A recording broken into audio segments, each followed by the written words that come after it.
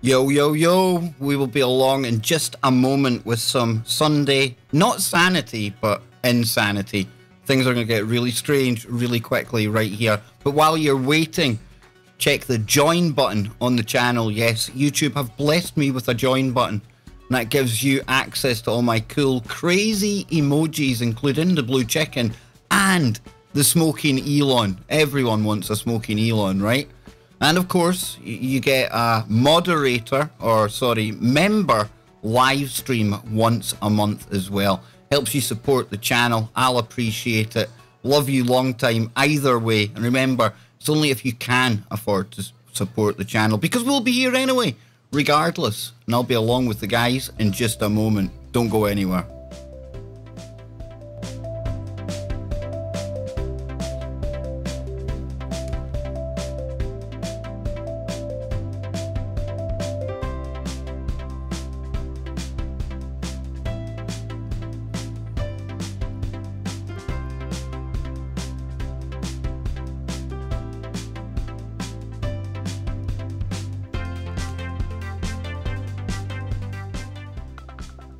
You know, I could kick out to some trendy tunes all day, but nah, you're not here for that. You're here for me and these crazy characters. Sitting minding my own business today, thought I was getting a day off, and then Joe Joseph. Yeah, it doesn't work like that. I don't get days off, Joe. No. What's going on, dude? How you doing, buddy? I'm good, man. We're back again. What's happening, man? Well, you know, hey, it's Sunday. Sunday night. Sunday sesh. Yeah, you know, and being tomorrow is Monday, and about Monday, I thought maybe it'd be a good idea, you know, maybe spend a little while just kicking about, talking about some very relevant events. Relevant to who? Somebody.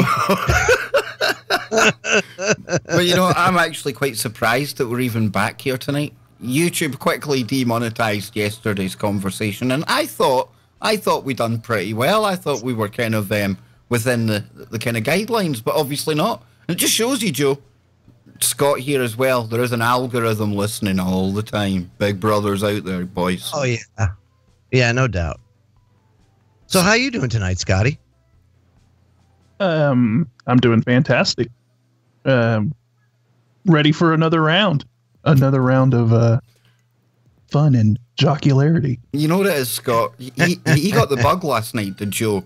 He realised that there's now a platform for all the stories that he looks at during the week, but just never could take them to his own show. So now he's like a kid in a candy shop. He's unleashed. He's unplugged, as our Joe Joseph.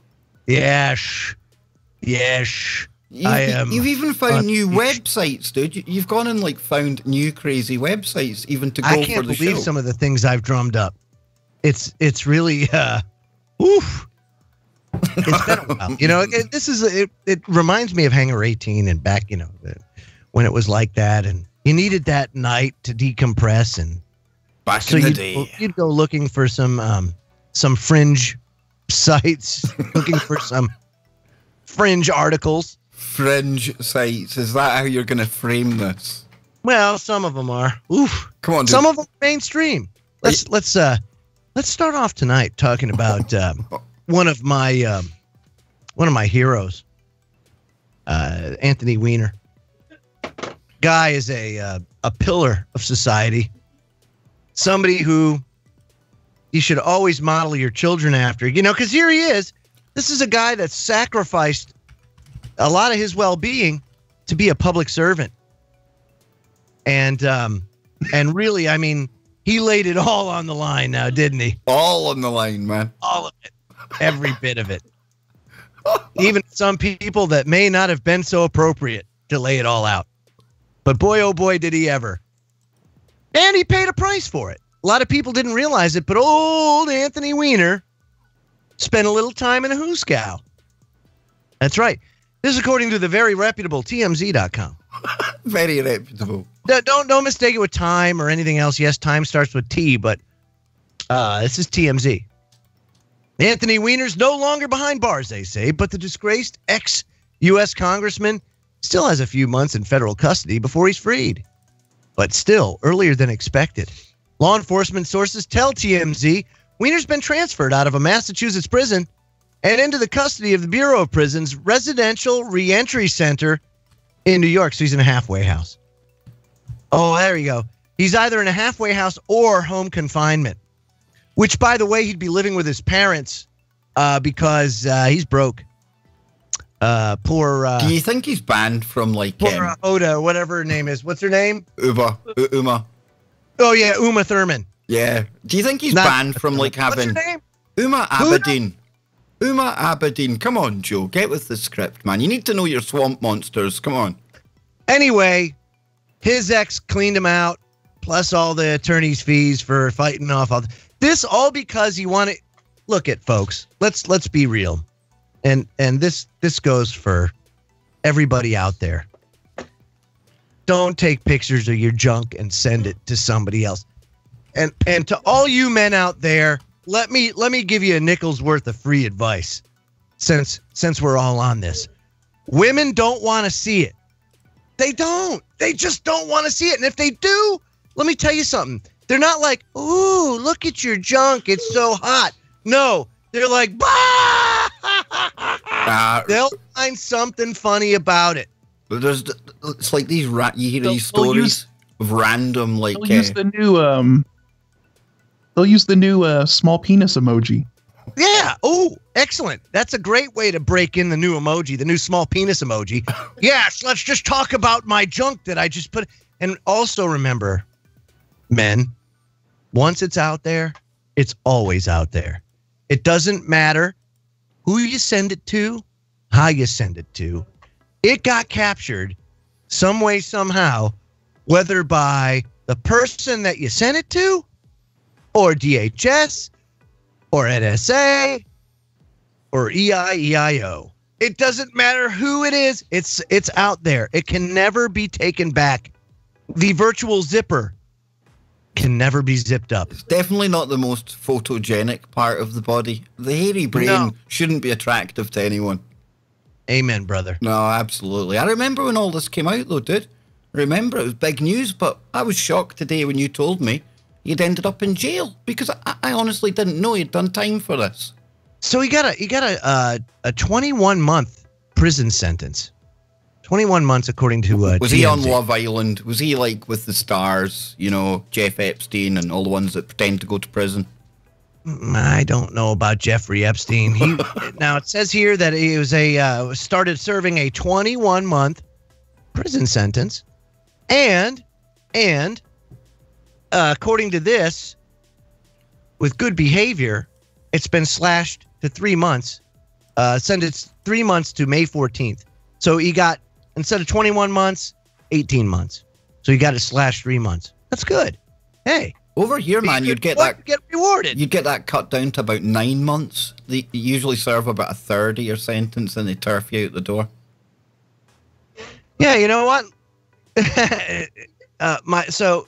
So Ange doesn't realize that I'm also on camera when I'm doing this. So now you get to see in real life when I get interrupted by the brain, so that you can see what's going on and the banter back and forth. And her thing is, of course, is that had it been anybody else, why, you'd have been arrested on the spot for indecent exposure, right? No, he didn't do it in person. He did it on. Yeah. But they don't do that. See, they don't act that person. See, so her thing is, if people acted in person the way they did on their phones or on their electronic, could you imagine what the world would be like right now? And how people would be taking their crap out everywhere. Could you imagine? That's assuming that more people do it. Junk here, there, and everywhere. Junk here, there, and everywhere. You hear about it all the time, though, dude. You hear about this all the time. Yeah. I don't get it. Yes. Could you imagine, instead of like, "Hey, how are you? My name is Joe." Instead, you will walk up to her, "Hey, baby, why don't you sit on my face? Oh, by the way, here's my junk." You know? Instead of, "Hey, how you doing? Nice to meet you." Because that's how every great first date goes, Scott, right? Oh, my God. Oh, dear Lord. It's awful. No, Wiener served his time at the Federal Medical Center. He didn't even do it in a prison. He did it at the Federal Medical Center in Devon's, Mass. Because he's where a they sick treat bastard. sex offenders. So not only did he not go in general pop, right? But he went with other sex offenders. What kind of shit is that? Now he's just learned new ways to hide it, dude. Pooey poo poo. You know, the new thing now is because it's an illness that needs to be treated. It's not a crime anymore. And of course, this all started because Carlos Danger felt as though he needed to let Sydney Leathers see his junk. Sydney Leathers. That is a very reputable young lady, I'm sure. Of course, this all led to his marriage falling apart. Good old Huma. And after he did that, just hours after, that's when the divorce papers were filled out. And to make matters worse, of course, not only did he derail his own marriage, but he also derailed Hillary Clinton's campaign. I don't know. I heard Hillary and Uma are living happily ever after, dude. I'm sure they are. I mean, it's great that they are, but I mean, he really screwed a lot of people up. Yeah. Oh, man. No sympathy for him, dude. No sympathy. No, I don't have any sympathy. Somewhere between shit and syphilis in the dictionary, my friend. Yeah, man. That's as close as he's getting it from here. Yeah. Come on, dude. Take us to your new website. I'm wanting to hear all about this new website of yours. Oh, my God. Are you serious, dude? Yeah, big time, man. Okay. All right. So here we are. I'm looking for some unique articles to discuss tonight on. And of course, you know, if we're doing a live stream, we like to mix a little truth in with a little entertainment. And, you know, just to kind of branch out a little bit and get people that might not be so in the loop with things. So here I am, and I find this site called obscenenews.com, which, okay, that's all right. But there is a article on there. It says, from America, you Brits are a bunch of pussies, so dress accordingly. That's right. That's what we call a headline. So that's a headline. It says here, Britain, home of the Insalafi, or more like Inselfaten, after spending several hundred years ruling the world, you got your asses handed to you in the American Revolution, and nothing's been the same since. The war was a catalyst to your transformation into a bunch of pussies, and now you can dress accordingly thanks to happy underwear gifts. You can start with this beautiful knitted cranial cooter. That's right. And be sure to coordinate your silky skull snapper with these wonderful titty twats. It's unbelievable. This is as obscene can be. And it's all geared towards Americans, or this personal hatred that this American has towards you guys in the UK. This guy really has got it. Why? What happened that this person felt the need to go into business? Somebody really damaged this dude, Joe. I mean, he's making hats and gloves and things that look like vaginas. He literally must have had some really kind of torturous babysitter. Maybe the gardener was a dodgy, maybe a dodgy dude living next door from England, an expat or something. Something's damaged this one. I like the slippers though. That's kind of, yeah, they're kind of cool. Once you see them, you can't unsee them right enough. So I got to know from the chat room. You know, for all you over in the UK, first of all, are you offended by this? and second of all, are you offended by this? But don't American women actually go out protesting with like the knitted cranial cooter that we seen first up? Yeah, I was just about to say that, man. Is that right? Well, you've got the pussy hat thing, didn't you? Yeah. The whole thing. Yeah. Well, I mean, that's perfect for that. This guy must have made a fortune when that was happening, dude. Could you imagine wearing that? First of all, I have yet to see anybody wearing a cooter cap out in public, ever once. So if you do buy one of these, what are you going to do with it once you do? Well, Guy Wilson in the chat. Don't answer that. Don't answer that. Well, no. Guy Wilson in the chat said send one to Wiener. There you go. See? Now, that would be a constructive use of resources. Send them all to the sex offenders out there. Perhaps you can make like, maybe like a smaller version. and said, make one like an armband Jews had to wear to mark sex offenders. Nah, you see, Hannah over in the chat room, she's not one of these American women that are into this kind of hat at all. No. We don't attract the pink wearing hats to this kind of audience, I wouldn't imagine. But no, I don't take offense to this. I find it really interesting, the hatred, the level of deep hatred this dude must have for us over here.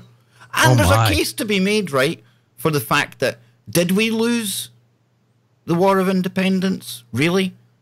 You know, you look at your country now, you've still got the Bar Association, you know. Oh, dude, come on. What do we have?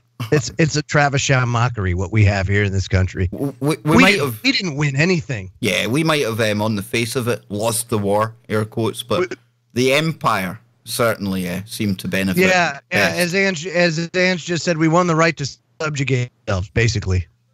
Well, yeah, probably. That's about it. Yeah.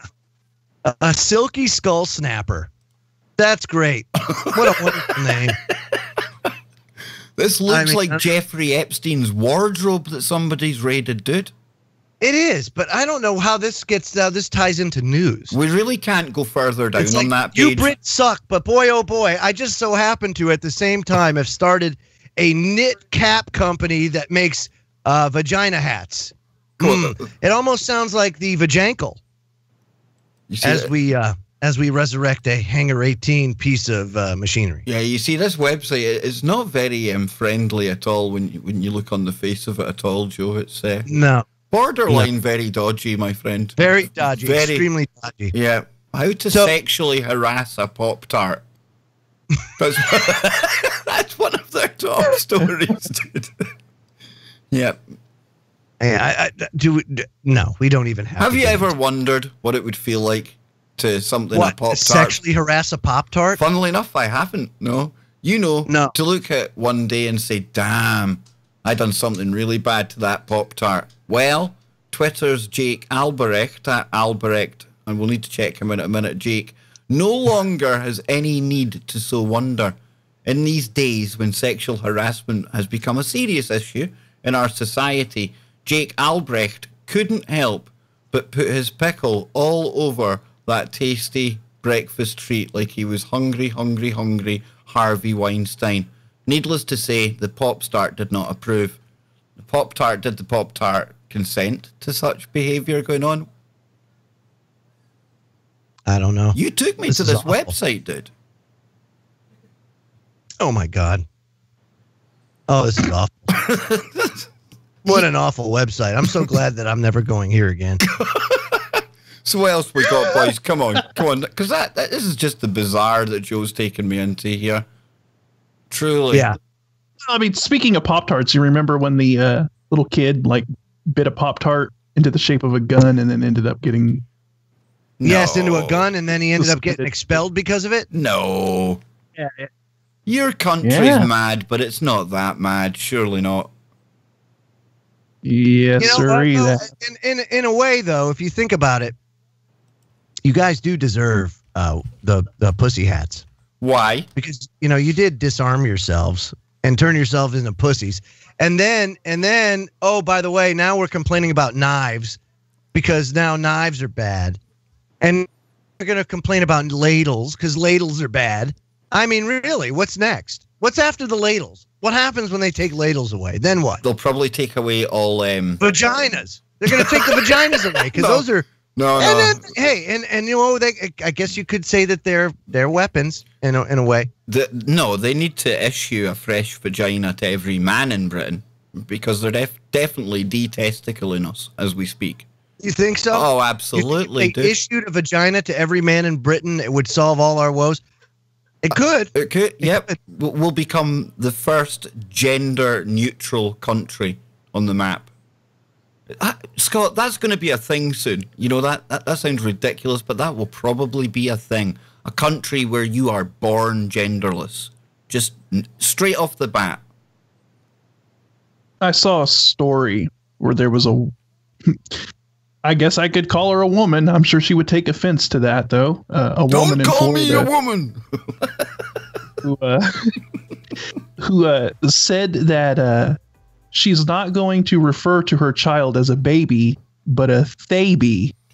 Oh. And I'm sitting here thinking, isn't the word baby already gender neutral? Yep.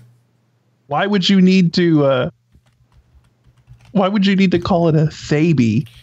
I don't know. That's kind of weird, isn't it? I've seen this one. We've got a new subscriber. Yes, we do. I think this was Florida. This story came from Scott. They be, because I'm sure. You might look it up. Yeah. Here it is here. And we'll bring it up. I remember seeing this going through social media. Mum refers to gender-neutral child as they be, who can decide sex later. This isn't anything new either, because I remember covering this story before. It says a mum has revealed how she is raising her baby as gender-neutral and will let them decide what they want to be. Ari Dennis, 30, refers to her 11-month-old child as they be, and they are part of a growing community doing the same. Only parents and people who look after the infant know about the child's anatomy, but Ari said she wants her child to consider their their options before deciding. Oh my God. Even the infant named Sparrow. You see, you've got issues if somebody's calling you Sparrow in the first place. Has, quote, sex unknown on their birth certificate. Damage that poor child, man. Damage. Sparrow. Yeah. Damage. It's like a boy named Sue. This is more about the parents, in my opinion. This is all about the parents, because this baby has any say in this, and it's all about just signaling to their obviously highly diverse and intersectional friends that they've got. So what I don't understand is why all of a sudden do these crazies want to put their libertarian hat on for that? You know what I mean? I don't understand it. I don't get it. Why? Because you're screwed up. You're going to pass it on to your child. You probably already have. Genetics. This is where eugenics comes in, Kev. This is where eugenics comes in, and you have to ask yourself that question. It says here there's a Facebook group named Parenting Theybies, using they, them, their pronouns for kids. Right. So anybody that's subscribed to that or an active participant in that should be put on a list. If you know what I'm saying. I agree. A list? Come on, Scott. What do you think on this one, man? It's ridiculous. It's absolutely insane. They're the ones that always talk about, like, did they consent to this? Did they consent to that? But then they're forcing their agenda, I guess you could say. Me. No, I didn't give my permission to be born yet. Did you hear that? I mean, somebody sued their parents because I didn't give consent to be born. It's as bad as an asshole. You're a freaking asshole, dude. Seriously. Remember there was the woman as well saying that you need to be really careful when you're changing your baby's nappy because you didn't check for consent before you done it. That's right. Well, I'm sorry, but if you're going to leave a child in their own mess, that's child abuse. No, it's not. What the hell? So here's the nice little hypocritical part of all of that. Okay. If they complain about consent, right? Yeah. Did the baby consent to have its diaper changed? Did the baby consent to whatever? Yeah. Yet these are the people that champion aborting babies. Now, did the baby consent to being killed in the mother's womb? Why are we even? That's the problem. I get it, but I mean, why? First of all, does the media even give this person a platform? Albeit for, I get it. It's like so crazy that you almost want to point out the stupidity of this person. I understand. But in this day and age, it seems to me like there's so many crazies out there that it's probably not the best idea that you do that, only because it leads to things like this. Now people who are serious are talking about, well, I'm just going to keep my baby genderless until they decide what gender they want to be. Never mind the fact that they got junk between the legs, and that's things irrelevant. like that. That's that irrelevant. Matter. Pay no attention to that. No. Don't let facts or body parts get in the way of this, Joe. That's right. I mean, what is going on, man? This is crazy. But it's such a small... This is one thing that you have to keep in your mind at all times when you're reading this kind of stuff. It's such a small, minute percentage in the grand scheme of things, right? Yeah. We went through this when I was overseas. It was, the Iraqis, they're a bunch of evil people, blah, blah, blah, blah, right? They're invading Kuwait. No, it's not. No. The Iraqi people, 99.99% of them were fine, just wanting to be left alone, like you and me and everybody else. It was that 1,000th of 1% that got all the press coverage, got all the television coverage, caused all the trouble. It was that small of a minority of people, so much so that when I got over there and I found out, I mean, you want to talk about a profound moment. Somebody that drank the Kool-Aid, and then all of a sudden you get over there and you're like, what? Are you serious? For Rizzle? This? No freaking way. No way. No way. And that we're dealing with the same thing here. You have a very small minority that the press chooses to focus on, only to try to legitimize such an idiotic, boneheaded line of reasoning and thought. I'm with you. Well, that's the whole point of it. That is the whole point of it. Exactly right, dude. That's part of the agenda. They want to take the most fringe, like wild, out of control, crazy sort of thought processes and mainstream it, and make it acceptable and promote it, because it's all part of like the breakdown of the family, the breakdown of society, all of that stuff. I mean, this is all part of the agenda. I couldn't agree with you more. It's the same as when you hear about these stories, and they're in the media frequently, and it's about the transgender issue. And I've got nothing against anybody, whatever you're into, but it's been used for a purpose. And if you were to believe the media, you would think you can't step outside the house without tripping over anyone that's transgender. You would think it's 1 in 2 people. You really would. But in reality, it's not like that. You can go like weeks on end without seeing anybody that's talking about any of these things. And it backs up what you're saying, Joe. It's not an issue. It's just the media are using it and making it an issue for a reason. Exactly. That's all it is. That's all it is. So instead of getting PO'd about it and everything else, take it for what it's worth. It's entertainment. It really, truly is. It's freak show. It's sideshow Bob. That's what it is. And you should look at it like that. Maybe throw the person $1. Well, like sideshow Bob, man. Throw them $1. Hey, good on you. That's great. That's entertaining. Now, can we get back to the real world, please? Please, pretty please. Like today, right? NBC, their signature show here in America, in the morning, Kev, is the Today Show. Yeah. Okay, so they're highlighting, meet the first 2 male cheerleaders to perform at the Super Bowl. Oh, dude, I've seen it. Okay, all right. So first of all, my first question is, so you are so hard up for things to talk about that this is what you choose to focus on? Meet the first 2 male cheerleaders to perform at the Super Bowl. Yay! Who gives a shit about cheerleaders? Period. End of story. Who cares? They're cheerleaders. Okay.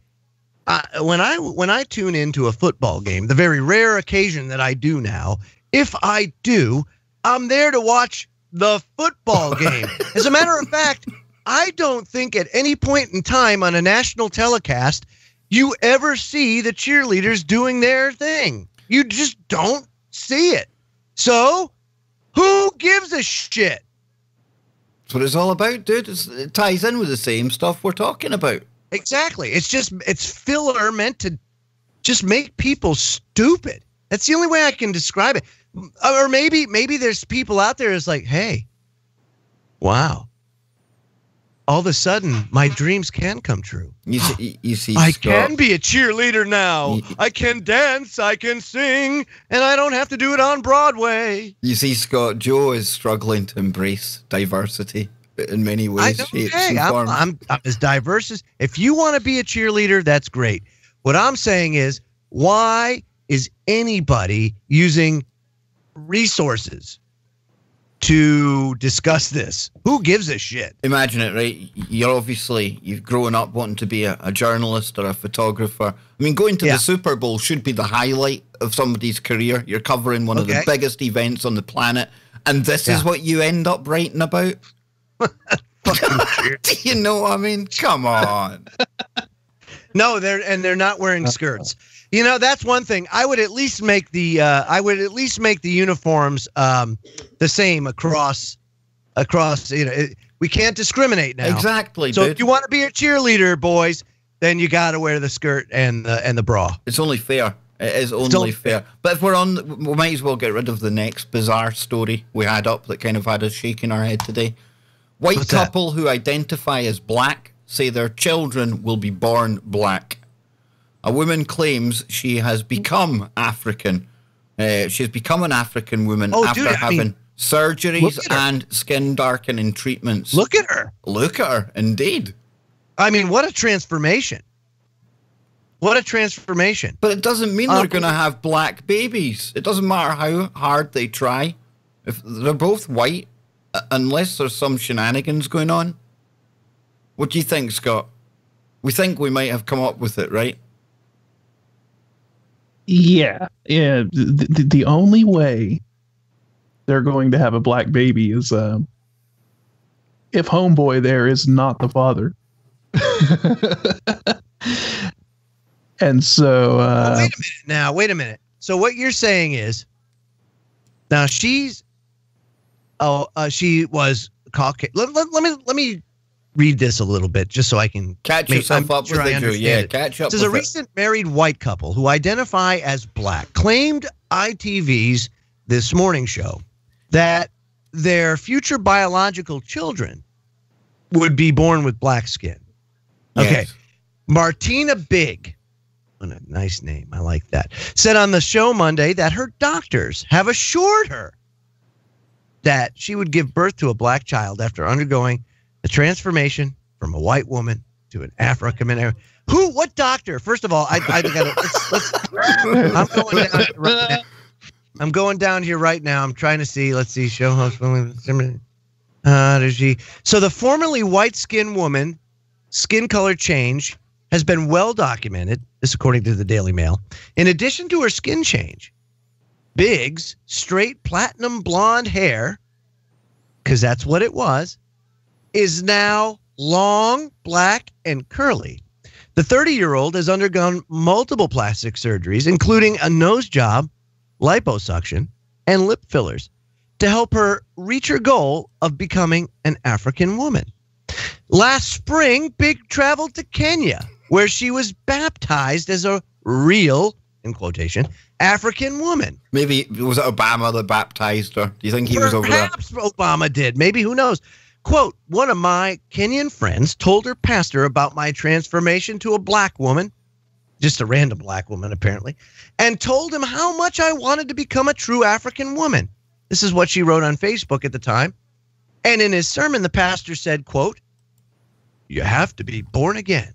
And now you are a new creature. I am so happy and proud to be a real African American woman.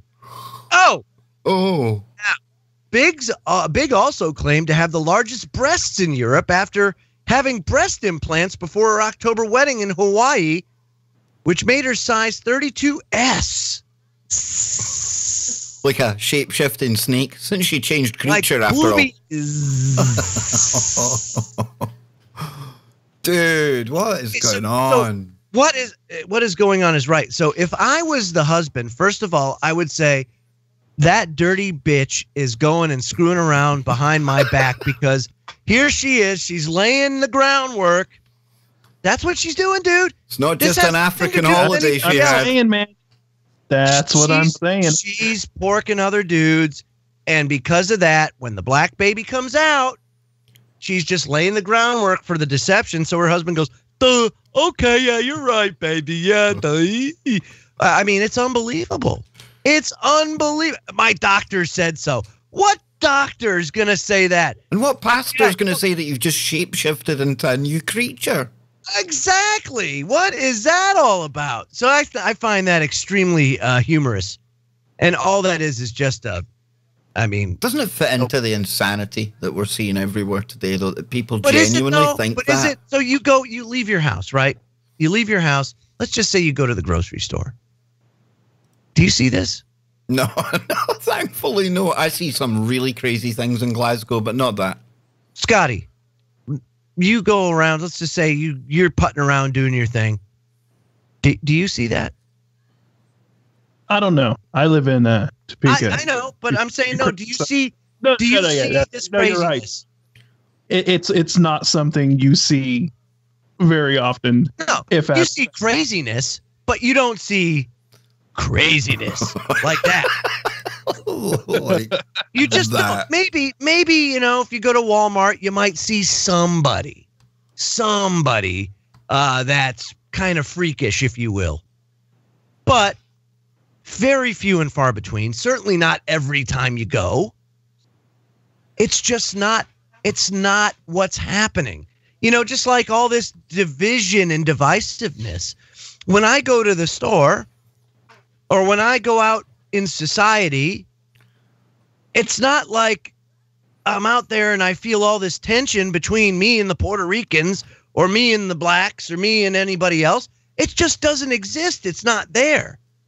Where is all this? Where is all of this hatred? Oh, it's all crisis actors and PR firms and the mainstream media. But if you're going out and doing your thing, man, I got no problem. And nobody else does either, at least as far as I can tell.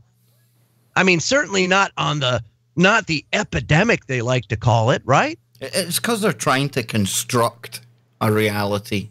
That doesn't exist. Yep. Sometimes I call the media, they're like perception architects, because they try to push something to make you believe that's exactly how things are. But Scott, as we're saying here, it's not that in our experience when you go out into the real world. It is literally just a story. It is. Yeah. It's a fairy tale. And, that's what the media try to do, is they're trying to shape reality, right? That, just like you said, they're trying to put out the perception that this is what's actually happening, but it really isn't, But if they keep pushing it enough, they eventually want that reality to manifest, right? And they want to bring about that sort of reality. So, that's the game that they play. Sensationalism sells, boys. That's really what it boils down to. The only problem is that blueprint doesn't work anymore because nothing sells anymore. Nothing does, except unless you have Google ads associated with it, or perhaps you use Facebook. But really, truly, the old game book, if you will, the old game plan just doesn't work anymore. And they're really grasping now to try and generate revenue. Yeah, but the internet threw a monkey wrench and all that, because when it was just television, they could easily control the narrative because that was your only source of information, was to go and watch your news on the TV, right? And then once the internet came along, everybody could go and actually do their own research and make up their own minds by looking at many, many different sources, right? So they've kind of lost control of the narrative when it comes to that. And so that's why you're seeing this push now for them to control the internet, control the information flow on the internet, because people they're not tuned into television anymore. They're not paying attention to the old media or anything like that anymore. So that's why they're trying to clamp down on social media, because let's be honest, that's where most people find information coming in. They check their news feeds on Facebook and Twitter and all that stuff, because that's kind of the one-stop shop for everything. Instead of going to this website, that website, and all that stuff, you just see what crawls through your news feed. So they're trying to clamp down on all that, but that's really what it is. It's harder for them to put out this perception of what reality is when people can pretty much call them out on it. Here's another one, pretty easily. Here's another one I came across before the show. Went to trending stories over on Google. And this was one that came up, and I don't think this is a story. Again, how many times have we experienced this in our day-to-day lives, okay? Trollia survey says more married couples have roommates now. So they're talking about basically polygamy. People are moving extra people into the relationship, right? And this is a big thing. Never have I come across this in the real world, Joe. Maybe I'm just sheltered. Is it polygamy though? Is it polygamy, or No, are they they're just not talking married, about but they're the just fact you're going to have somebody there for fun? Well, I mean, that's kind of dodgy, don't you think? Each to their own. I really don't care personally. Exactly. If it's in their own homes, then each to their own, dude. Says here, more married companies are more married couples are foregoing their way or forging their way into wedded bliss with a roommate in tow. Economists at the home and neighborhood site Trulia explored the growing housing trend and discovered that an increasing number of married couples are now taking on a roommate. While reasons can vary, and I'm sure they do, the rate of married couples living with roommates have doubled since '95. Doubled. Interesting. Married couples often take on a roommate to help individuals lighten his or her housing cost or to defray their own housing costs. But the two reasons are not mutually exclusive. The data suggests that in recent years, they were both relevant. But I wonder if that's really the main driver of it all. I don't think it's the main driver, dude. Yeah, and interestingly, Kev, you brought up a good point. It's not like they're talking about, okay, so here you have a married couple, and then you get another married couple. No, it's not like that. Nope. It is an individual, you're bringing in a boarder. A third. Which is exactly what Kev said. He says it's a recipe for disaster. That's what Ann said. A recipe for disaster. That's exactly what that is. Yeah. The first thing that you'd have to say is, and I would hate to be, I don't think anybody wants to be that person in the relationship to bring, hey, maybe we should bring a roommate into this. I was going to say, how's that going to go down? How do you even start that conversation? That is not going to go down well. That's going to go down like a lead balloon. I mean, if any guy tries to say that to his other half, yeah, have your bags packed because you're going to be living on your own. You're going to find your shit on the lawn, dude. And how many guys are going to be happy with? How many guys are going to be happy with some really kind of ripped, good-looking dude moving in on the boots on the other foot? It's not happening. Here's the thing, right? So here's the thing. You're obviously not, as a dude, going to go to your wife and say, "Yes, well, I need to. This woman here needs a place to stay," right? No. And on the flip side, the poison is you bring in this guy or whatever, and then your wife ends up, oh, now you feel like, oh shit, I'm bringing this guy in here. What, this is a recipe for disaster. Next thing you know, your wife's, your side of the bed's keeping warm while you're at work. Yeah, Scott, this is, Scotty, this is indicative of the world of cuckery that we live in. It's money, dude. And yet again, money, Scotty. Money is doing it. Or so they say. So they say. I think this has to do a lot with cucking, basically. Do you? Yep. Yes, I definitely do. And you know what? This is exactly how the fine lady from our previous story is going to have her black baby. It's so true. This is what happens. I bet you they have a roommate. This is what happens when too much soy makes its way into the food chain. We're seeing it all coming home to roost. This is a big trend now, I mean,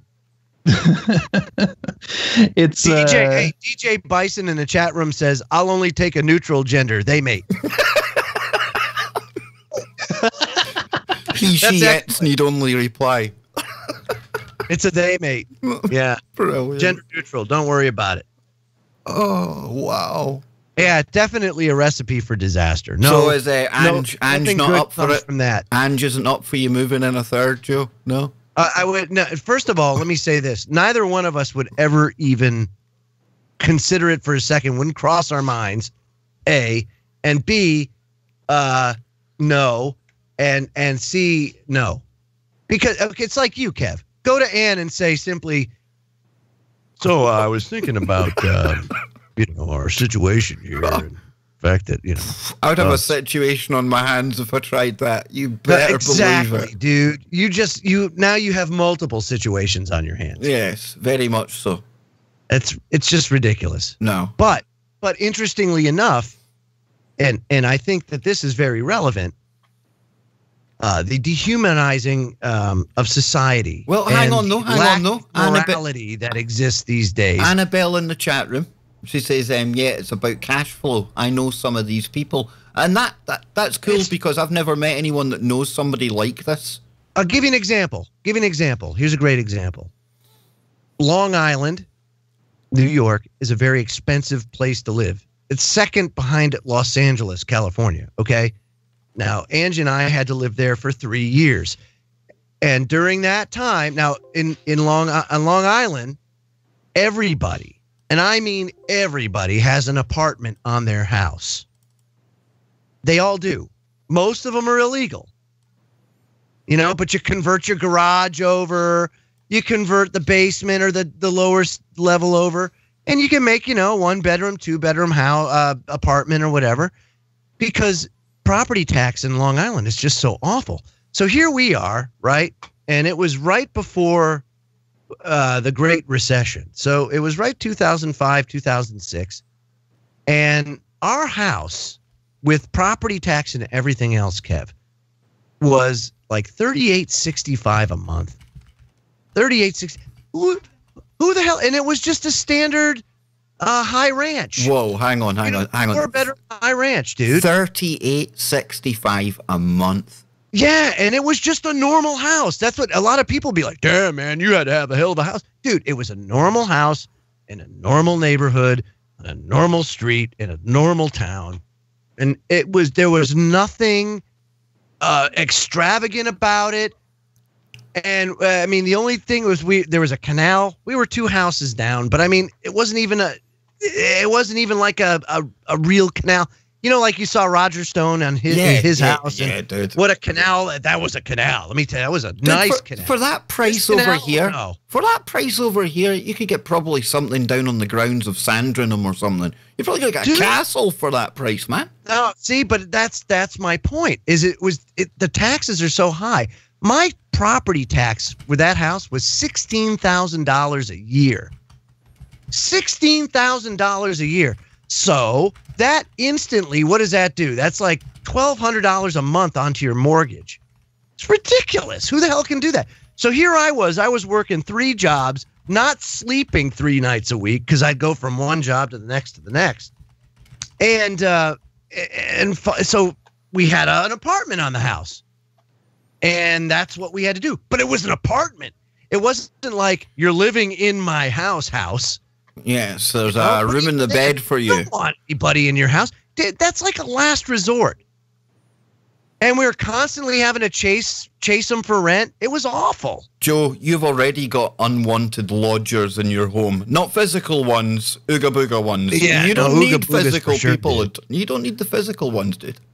Yeah. Talking of ooga boogas, will we get into a bit of ooga booga now? This is a kind of cool thing I came across today.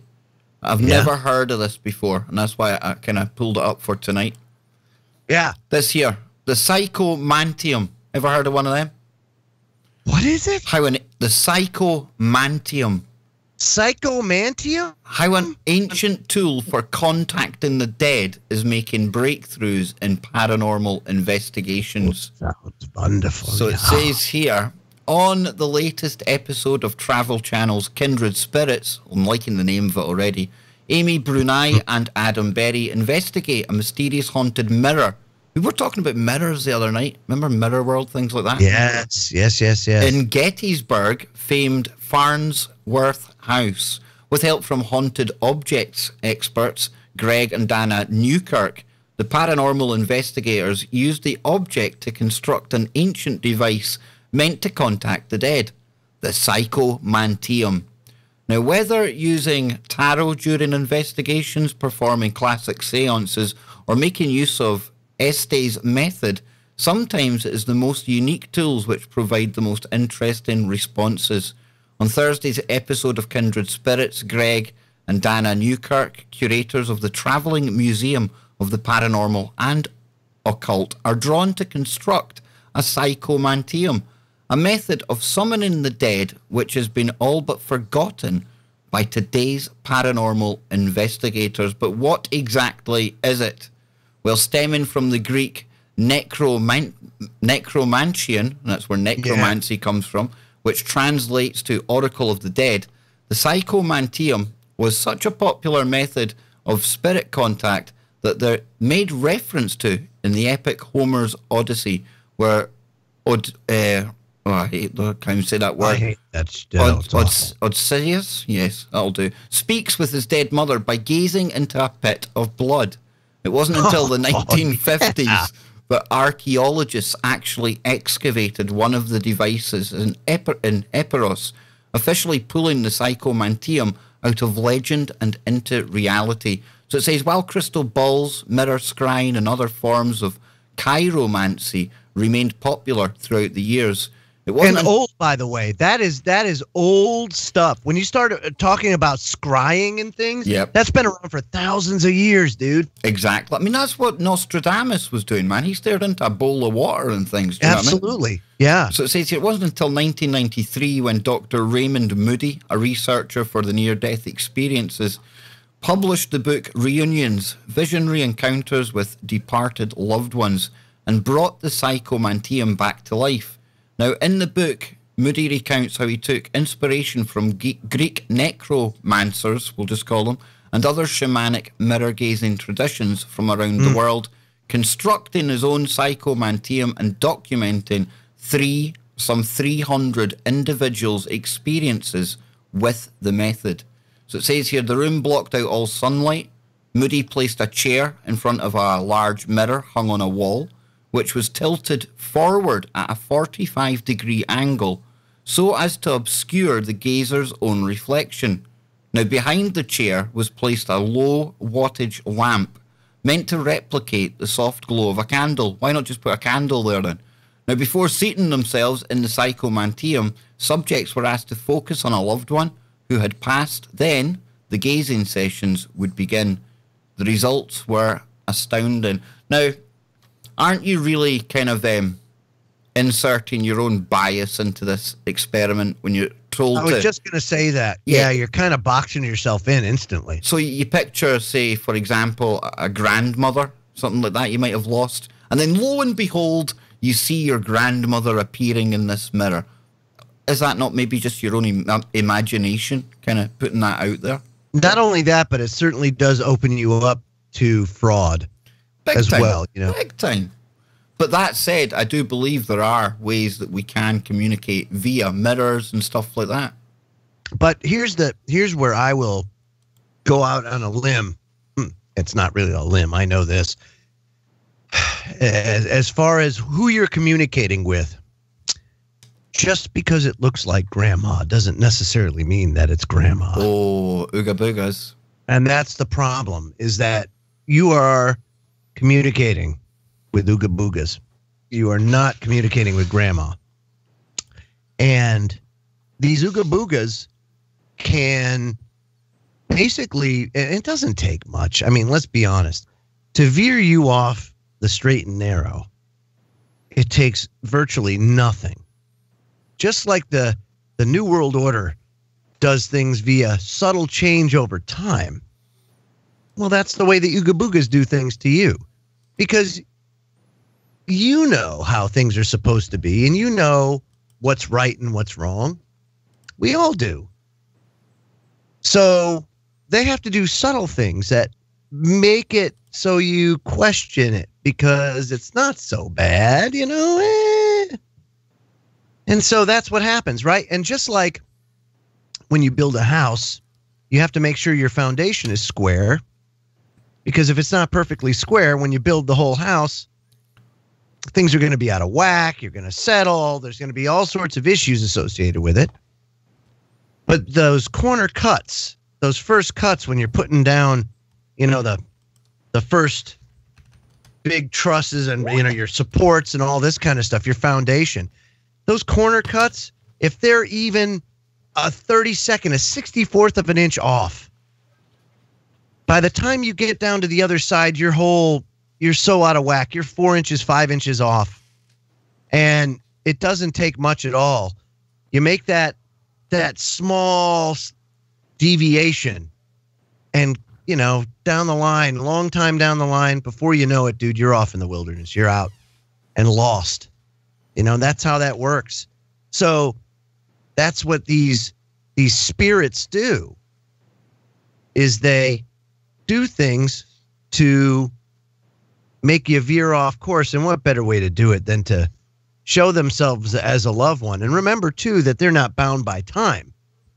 So they have all the time in the world to go ahead and learn about Grandma and everything she did and everything. And they can become as close to Grandma as possible. And to you can't tell the difference. So that's the problem with that kind of stuff. And you're absolutely right. If you want to take the fraud out of it, Kev, don't box yourself in. Don't do it.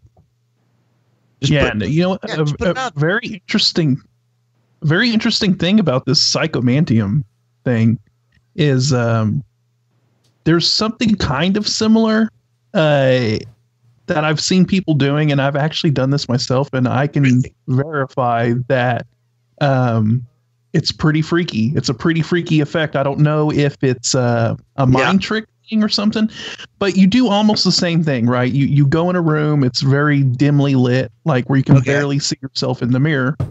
But instead of like angling the mirror where you can't see yourself, you actually look at yourself in the mirror, right? And the longer you stare at yourself, you actually notice your image in the mirror shape-shifting into other things. It's really weird. See, I've done that before too. I got to be honest with you. I've done that too, where you kind of just look and stare at yourself. And but is that because you're actually doing that, or is that just your eyes? I don't know. Like I said, I don't know if it's a trick sort of thing, or if it's a form of pareidolia. But I don't know. I mean, if you're looking at yourself, I don't see how pareidolia would kick into effect, because you're looking at yourself. So why would I don't know. Why would start shifting into different things? Like when I did it, it kind of it freaked me out, because you didn't turn like into a rabbit or something like that, did you? No, but my face started looking like it was turning into a skull, and it was like, whoa, really? And I had to shake my head and kind of blink my eyes, and then there I could see myself again. Cap, have you ever tried that? But have you ever tried that, Ken? I haven't tried it, but I've heard about it. And I don't know what to make of it at all. I've thought about the pareidolia thing, but exactly what you guys said. It's not an unrecognizable pattern. It's your own face. You know what I mean? There shouldn't be a problem there. So I don't know. Don't know, boys. Don't know. It's interesting because, I just wonder if it's not due to the fact that, your eyes are open, they're drying out. When it dries out, does the lens contract or expand? Are these things happening that would cause visual anomalies until, you blink and then it kind of resets? I was blinking my eyes, but I was just focusing on my face, so it wasn't like. Oh, so you weren't like literally staring. But I guess you kind of were, but you weren't. Yeah, I was just like. How sometimes people stare and they don't blink at the same spot. Yeah. But I mean, I was blinking and stuff, but I wasn't looking all over the place. I was just focusing on my face. Yeah, if you were blinking, dude, then that's definitely weird. Yeah, it's really weird. And now I'm gonna have to try that. I've heard of people doing that while having psychedelic experiences as well. With mushrooms. But I get that. Then it comes with the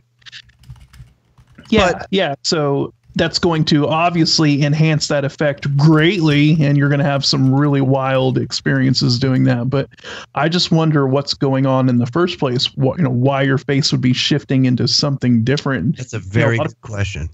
Say different things. Some people say their face turned into a skull type thing, which is what I saw. Some people say their faces turn into looking like animals or different things. So it's just weird. I don't know what's going on with that. Yeah, it's a good question. I've done it too. I didn't turn into a skull. It was just more like, as I was looking, and now see, my thing was I didn't blink. I just kind of stared.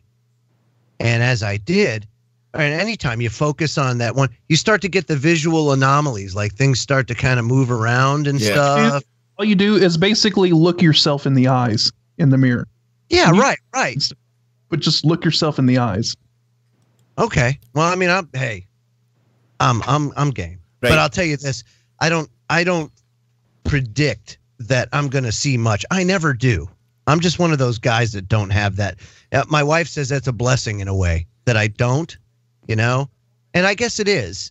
I guess it is in a way, and I guess it isn't in another, because sometimes it's one of those, I guess, be careful what you wish for, because if it can be very bad. Right, Kev? Oh, absolutely. No, I was just talking to one of my mods there, and the join button, I think there's a problem with the join button for the KBS channel, but I'm just showing people, if you're on, a browser on a PC as opposed to a mobile device, I'm seeing the join button here. Now, that's not to say that you're necessarily seeing it out there. Everyone's is different. So I don't know if you... I have let's see. I saw, there's a join button on join mine. Button. So that's where you join, and then it takes you to another page that comes up like that. And this is where you get the emojis here. That's the ones you can use. You get, depending how long you sign up for, obviously you get a little icon. But it was Kristen. She'd said there was a problem with the button. I'm bringing it up on this end. I'm using Firefox, and it seems to be there. So people can let me know if they're having difficulties with that. But it's a really cool feature, and it helps me going in the background as well, no matter what happens, because I get a funny feeling most of these streams, like yesterday, guys, no criticism of anything we were talking about, and I wouldn't change a thing, but that got demonetized right away, right? So at least the channel memberships, this is something that's in the background, and of course, as you can see, we are doing a lot more live streams on the channel now. And Scott, you were really kind of encouraged last night when we came off air, because I think this is really good, something to add to the mix, and certainly good fun, man. Yeah, it's always nice when you can just kind of kick back and, have a kind of a more loose conversation and just kind of get into random things. I mean, we do that on Freaky Friday as well, but there's still like a little more structure to it. And you gotta kind of, not watch what you say, but what I'm trying to say. It's just more.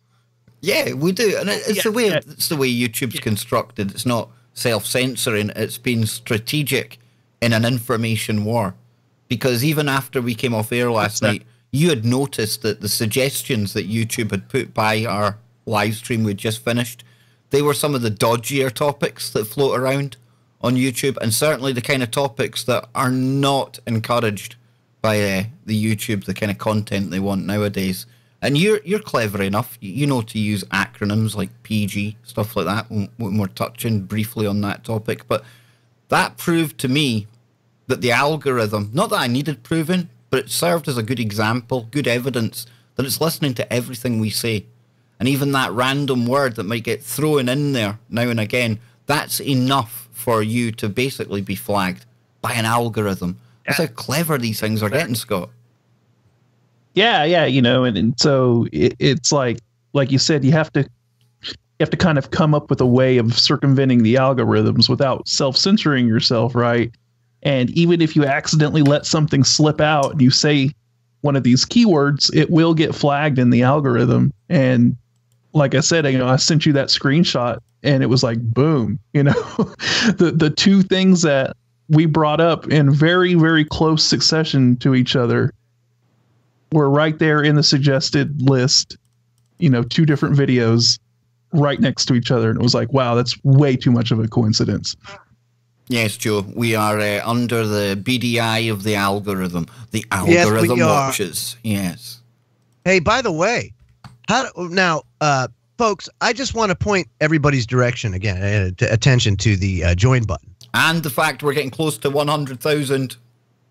And that we're getting very close, but somebody just joined. Did they? Yes.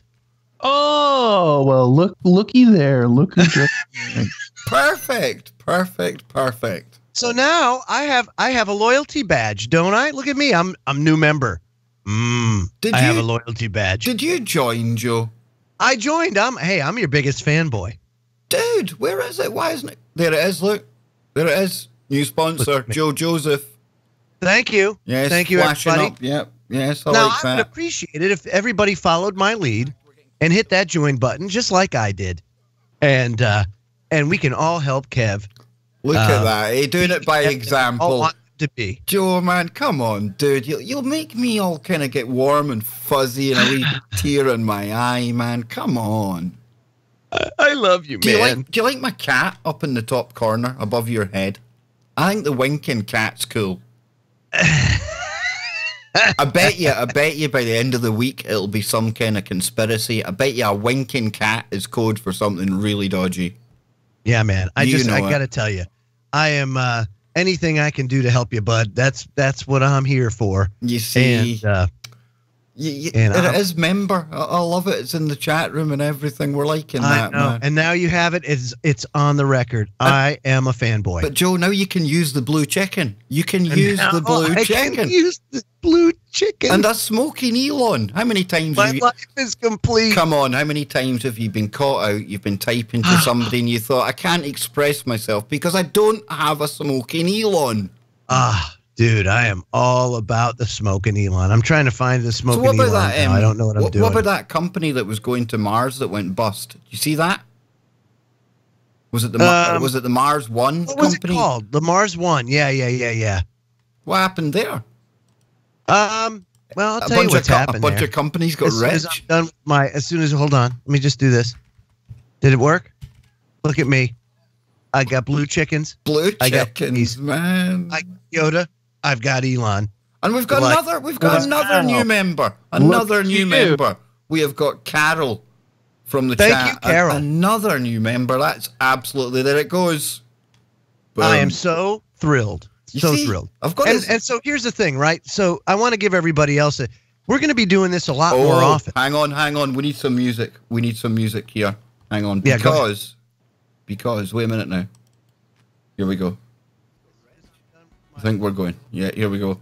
Close this down just now. Carol is the new stream boss. See? And where's this music you speak of? There we go. Nice. Do you think that's like Yeah. Do you think that's like sex robot porn music? I was just yeah. I already knew where you were going with that. Sex robot porn music. But anyway, the goal here, folks, just so you know, is we're going to be doing this a lot more often. And in order to bring this to you in its full, it's got to we need that help. But no, I mean, the last couple of nights, our weekend streams are going to be stupid. There's going to be no helping people, not very informative. Just 4 guys chilling out, just shooting the shit. But that doesn't mean from time to time when a big story's breaking or something's happening, now we've got the ability to cover it live. Doesn't matter what time of day it is, we can just jump on here and away we go. So lots to look forward to. So yes, good stuff. Get your memberships in. So where do we go now? Come on. Where do we got some. You want me to show my show? Well, if not, I was going to have to go sex robots. I have some of the greatest misquotes in history. Yes, that sounds good, dude. Okay, and this is important, I guess. So we'll see what happens, because I am now going to open this piece. I did not read it. Nobody here has read it. Nope. And we're going to be just as surprised as you are as we go over the greatest misquotes in history, brought to you by Ripley's. That's right, Ripley's, believe it or not. established in 1918. Remember that show, dude? Ripley's Believe It or Not? We never got that over here, dude. Jack Palance had hosted that, if I remember. No, we never had that. We had like things called Tales from the Unexpected, weird shit over here, dude. Oh, dude, in the 80s, I think it was. That was before there was a version global of Ripley's. Yeah, that was before global TV, dude.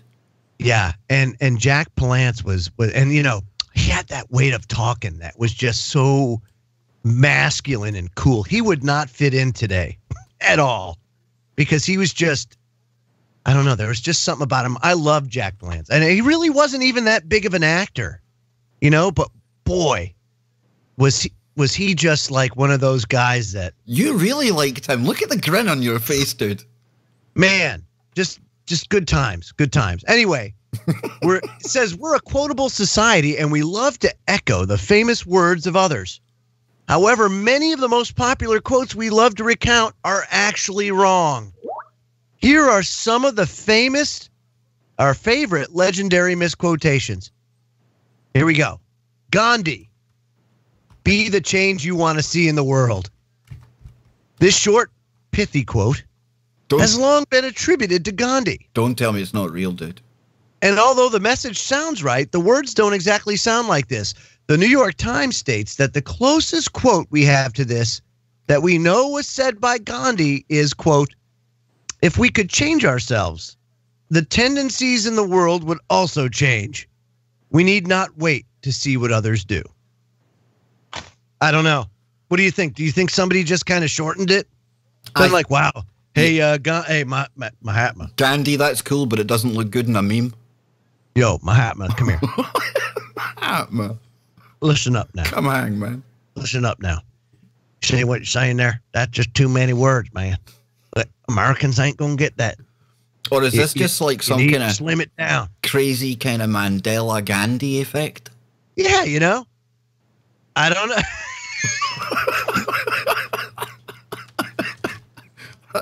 Hey, God. Come on, dude. Then we got Machiavelli, right? Oh, don't tell me they're messing with him. The ends justify the means. Okay. Machiavelli certainly had this attitude in mind when he wrote his 16th century political manifesto, The Prince. Still, he didn't actually say it. And instead, a similar quote we do have attributed to him is less ruthless. He said, quote, one must consider the final result.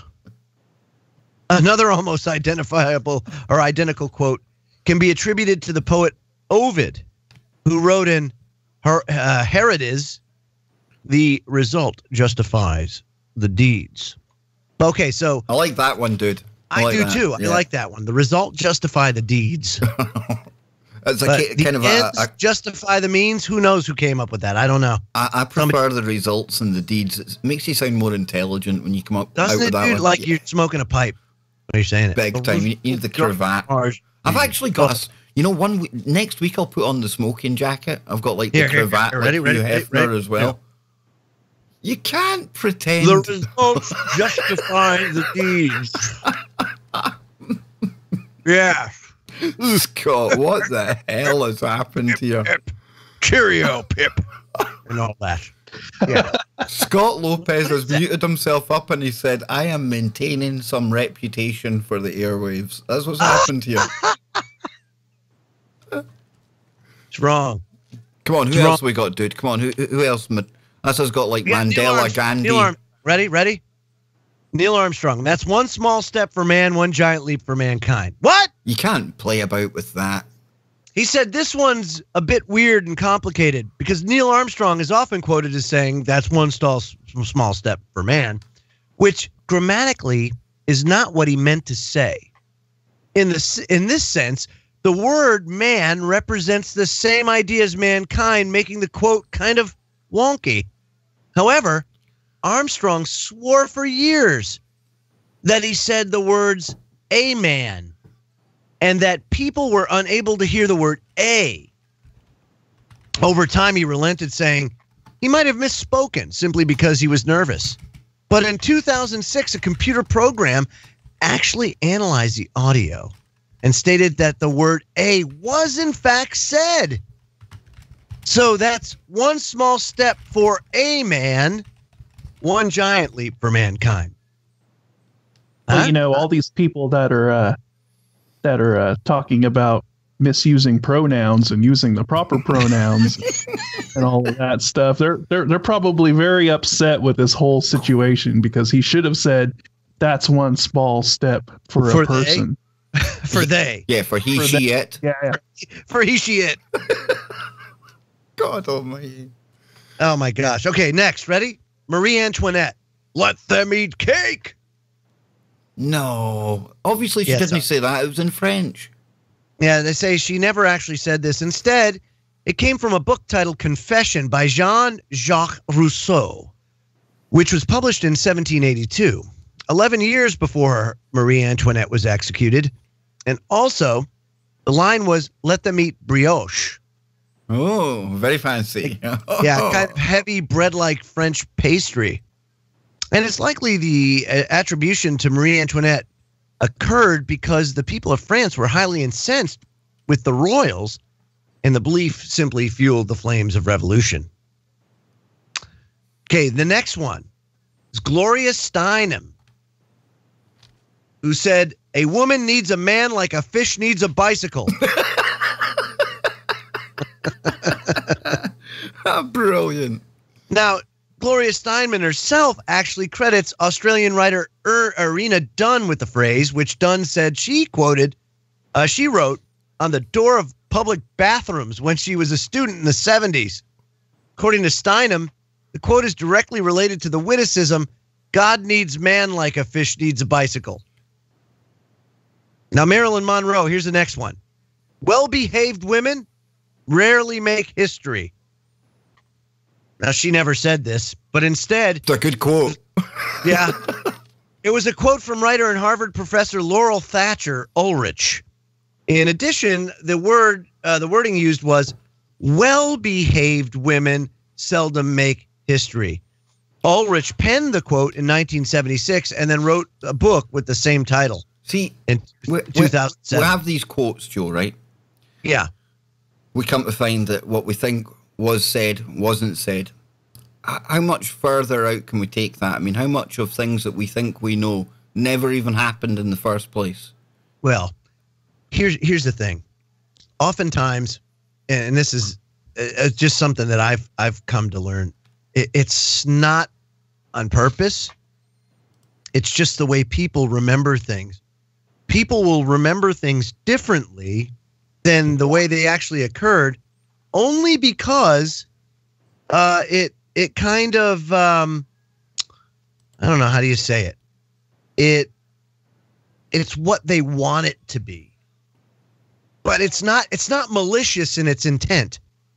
You understand? It's kind of hard to explain. I don't know how to explain it, but that's as close as I can. That sometimes we remember events based on the way we want to see them or remember them. You know, kind of like the glass is half full instead of the glass is half empty. We literally see them through our own eyes, and our own eyes are biased. And they're biased in some way, shape, or form, and so it gets translated that way in your brain.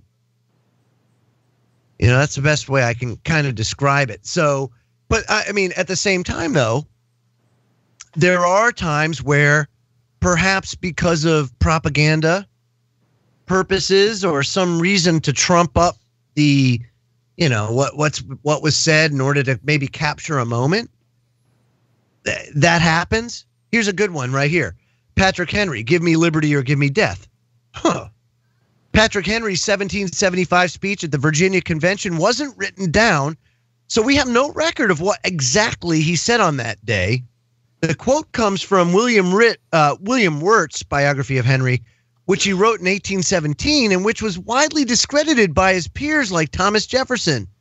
In addition, the famous quote is also very similar to the one from a play written in 1712, quote, "It's not now time to talk of aught but chains or conquest, liberty or death." So can't really say for a certainty that Patrick Henry said that, or if it wasn't just said to kind of trump things up, because, you know, back then that's kind of how it happened, is that, you know, people would kind of, it was word of mouth. It was spread that way, you know, and Yeah, and they might embellish something, and really, exactly, Scotty. He could have said, "I really, really, really hope that we get some liberty," or something stupid like that, right? And do you think it is harmless? Because a lot of people in the chat talking about whether it's malicious or not. So it could be. I mean, it could be malicious, dude. I don't know. I mean, I guess it's every individual circumstance. You'd have to kind of look at it, but because this makes me think of Max Egan, listening to Max Egan today. Yeah. And he was talking about Tartaria and the fact that, a lot of history has been hidden by the victors. And he had a paper from the communists or from the FBI talking about the communists, how they were basically writing the Tartars out of their history, stuff like this. And he was pointing out the fact that, it's a bit hypocritical, the CIA or the FBI kind of flagging up the Russians for this. Because there's no mention of Tartaria in any Western kind of books either. So, along with the quotes, the point I'm trying to make is how much of anything can we believe is real at all? Not much. Yeah. No, you're absolutely right. When we look at history, look at the history of the world, Kev. Look at what we're told as far as, like Darwinism and everything else, and millions and billions of years. And they openly tell you, Darwin himself openly tells you, it's bullshit. It's absolute bullshit. And the whole reason why we're putting this forward is because the idea of God is perverse, and we want to get you as far off that as we possibly can. So here you go. I mean, that was exactly, he even wrote about it, and people totally, well, it's not that they disregard it. They know it's there, but don't let the facts get in the way of a good story. That's the old adage. Then you take a look at, like, say, for example, the Reese Committee. Here in the United States, that was huge in the 1950s.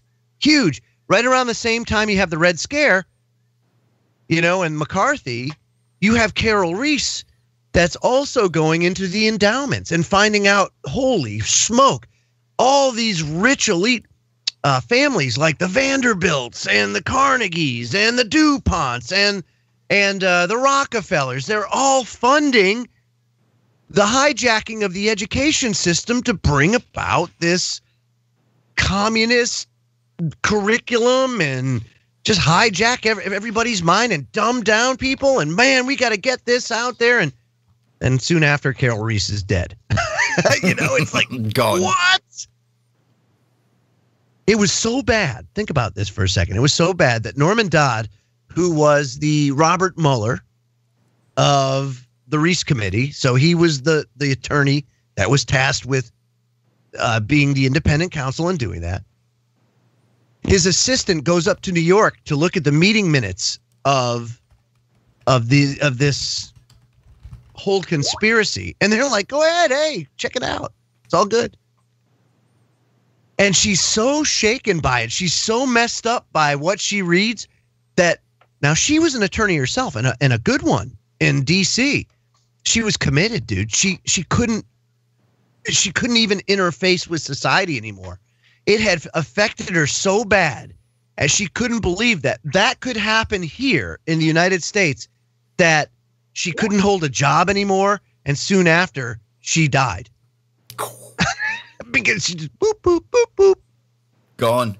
Snapped Gone. her. Scotty, unbelievable. Scotty, you came up with something in the chat, though. I often used to like to point this out, but history, the word itself, man, we like words. They're spells, they're magical spells. And this one, it literally tells you everything you need to know. Talk to us about history, Scott. Come on. Yeah, I mean, if you break it down, history basically is his story. And it makes you wonder, how many layers of history being rewritten by the victor, are we living under? I mean, look at all of the times throughout, history that, you have some empire conquer another group of people, and then they go in and smash all of their records. You know what I mean? Absolutely. Burn to the ground and destroy all records of their enemies. And then the history that is propagated from that point forward, is the history written by the victors. we've gone through that so many times that, you know, how at this point, how different is it?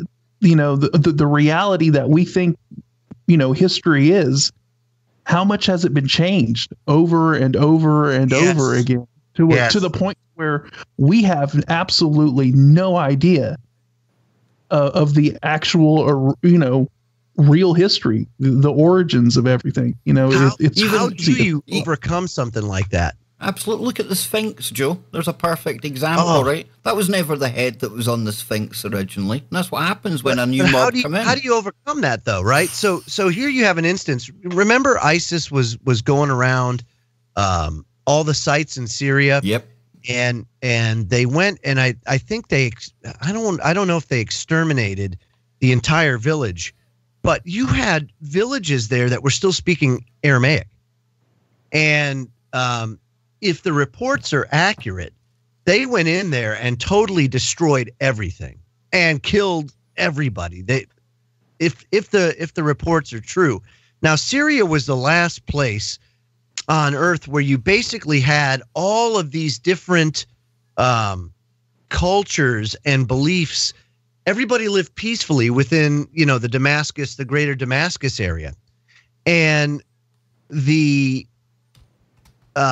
was basically an upheaval with the CIA created terrorist organization, goes in there and does that, destroys all of these ancient artifacts. I think they went to one of the museums in the area and they started destroying that. If it was real, I don't know how real that actually was. I think it was. They were taking sledgehammers to all the statues and things like that. I believe so. But I don't know how you overcome something like that where you have, you know, like I think it was in the 19th century when the Acropolis exploded because the Greeks were hiding ammunition or something in the Acropolis and it exploded. You know, oh man, how do you recover from something like that? And what got destroyed? Obviously, over time, you know, you're going to lose these artifacts, and then things change if it's not put down to paper. And even if it is put down to paper, something happens to where it gets manipulated. Look at the Bible.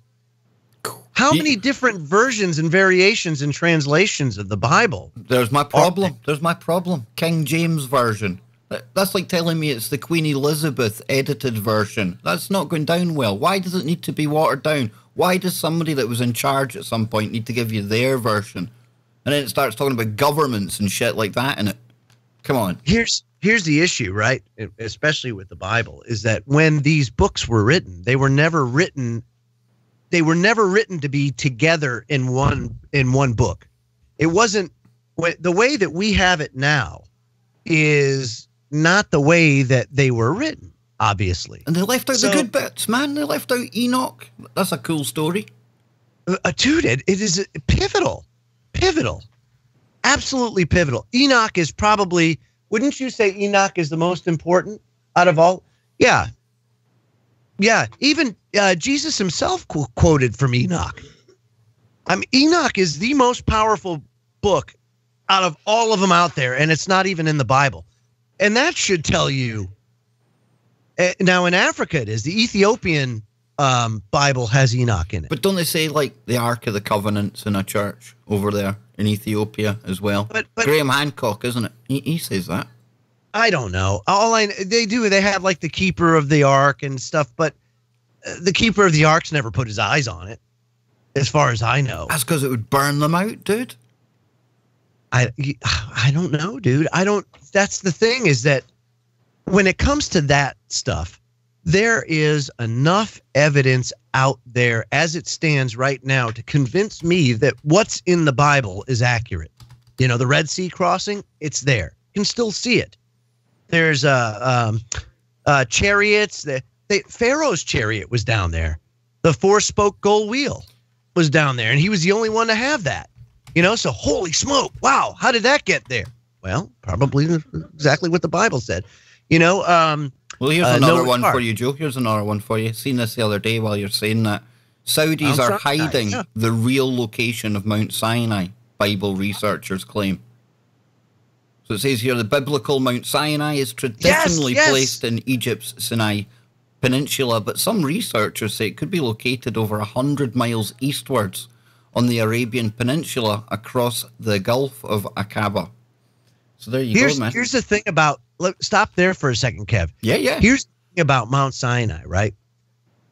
It is so undeniable, the site, that the Saudi government instantly, as soon as they found out what it actually was, and it was a guy, Ron Wyatt had gone to Mount Sinai, and somebody, I can't remember, the whole story is somebody tipped him off to it, and he wanted to go see for himself.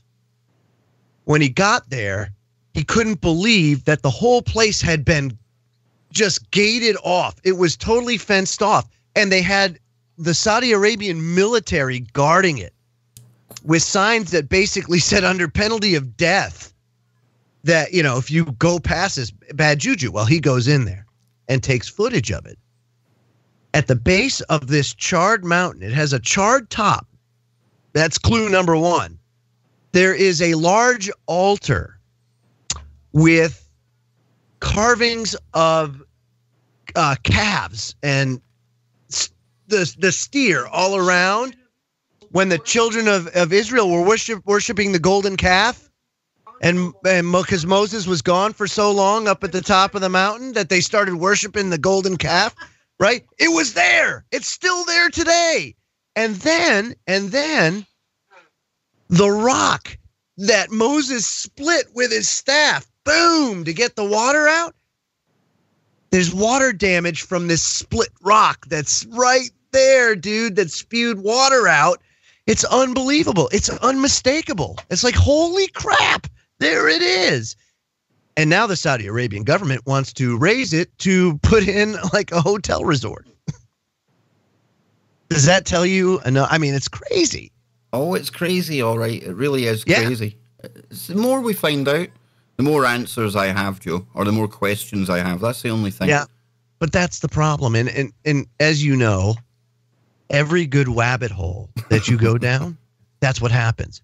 You get one answer, but that one answer opens up 5 other doors, 5 other questions you have that you have to go explore and figure out. And it's just, it is a journey. This life, Kev, is an incredibly painful, but rewarding journey if you use that time that way and you don't focus on male cheerleaders at the Super Bowl. Or QAnon. We all love Q here, right? Not much. Not much. So where now, boys? We've almost been on, what, hour and a half?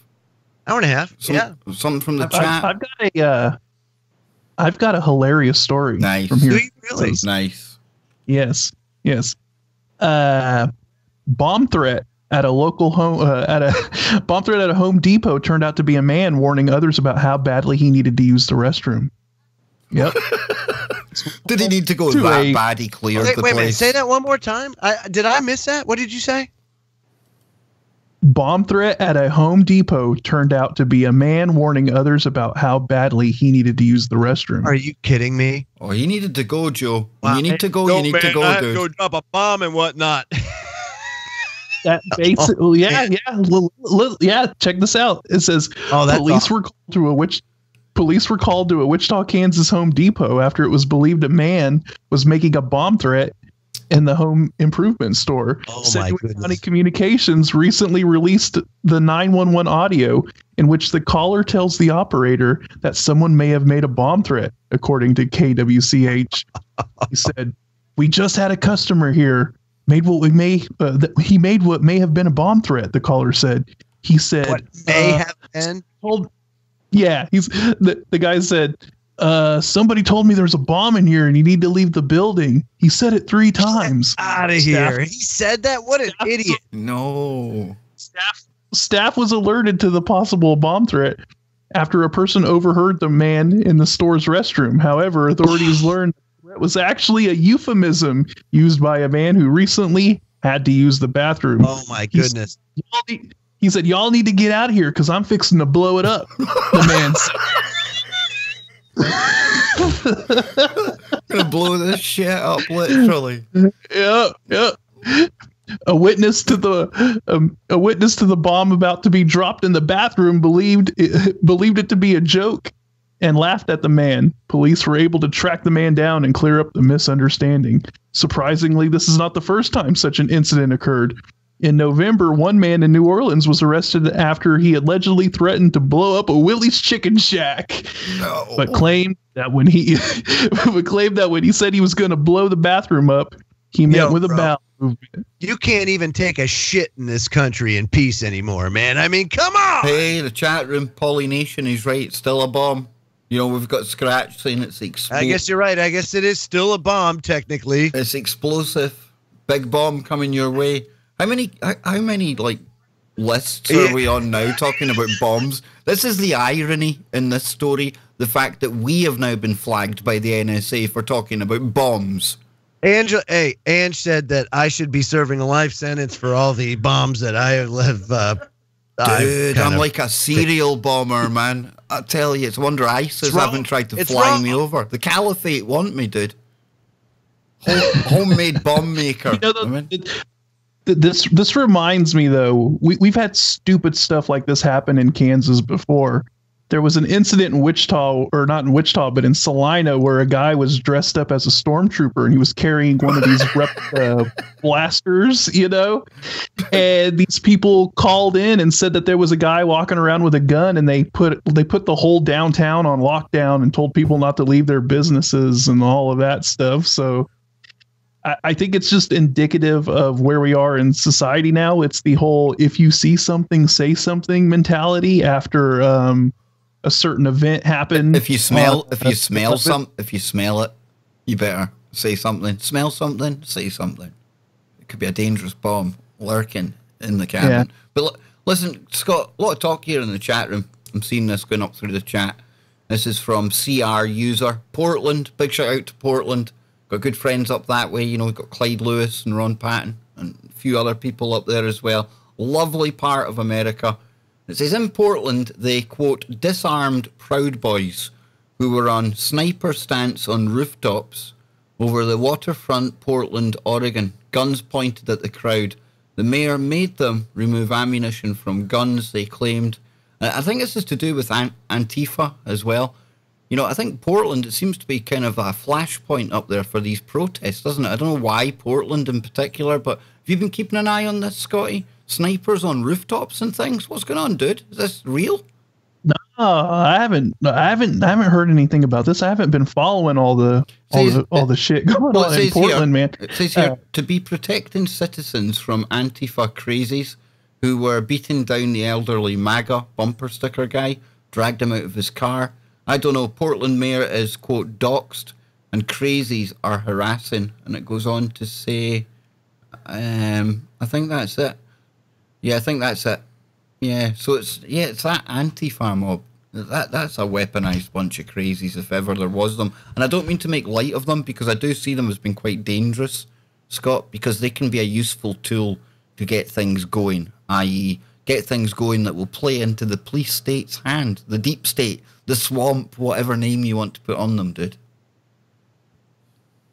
Yeah. I mean, you're right, though. I mean, Portland is kind of like this flashpoint. Anytime that there's like... Somebody's saying it was last year. Somebody's saying it's last year. And then we've got Ella. It's just the mindset here. And I know Ella is from up that neck of the woods. So, yeah, it's a bit weird, dude. Yeah, definitely. They're definitely one of these groups that are agitators, right? And I think that there's a lot of possible Fed activity embedded within them. Agent provocateurs, check their footwear. They've probably got police fucking boots on. I'm telling you, man. But somebody says, keep Portland weird. I think that's a really cool kind of hashtag to use for Portland. And I mean weird in the kind of most affectionate kind of way, because Portland seems like a really cool place, man. Keep it weird, Scott. Yeah. Did Scott get cut off? No, he's still there. You're still there, dude. You're still there. So I was asking you today, Scotty. You're kind of like my go-to guy for weather and stuff like that. Saying what's happening, man. Any earth changes around the world? You were telling me it's bad enough dealing with what you're living with right now, right? Yeah, we've been having these winter storms just come through the Midwest lately. Seems like the past 2 weeks, and we're supposed to be getting another one on Wednesday. I think Tuesday and Wednesday, just before my birthday. And yes, everybody, Thursday is my birthday, so just throwing it out there. Yeah, I mean, we had this ice storm come through with lightning and thunder. I don't know if you've ever been through a ice storm with lightning and thunder. No, dude. No, that sounds like something out of The Day After Tomorrow.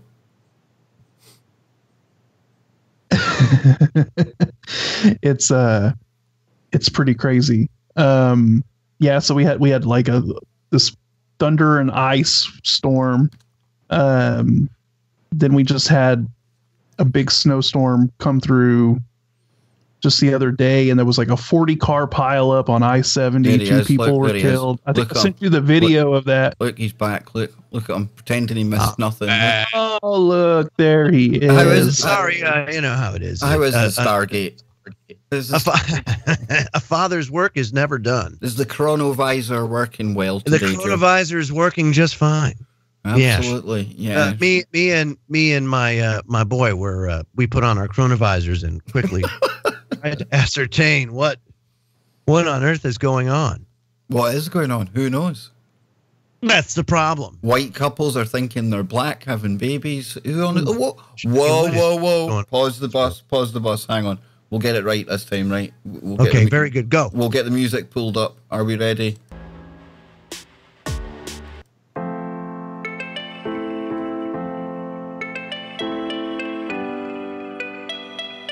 And of course, that is for Nancy, Elemental Art, Nancy, out there in the chat room.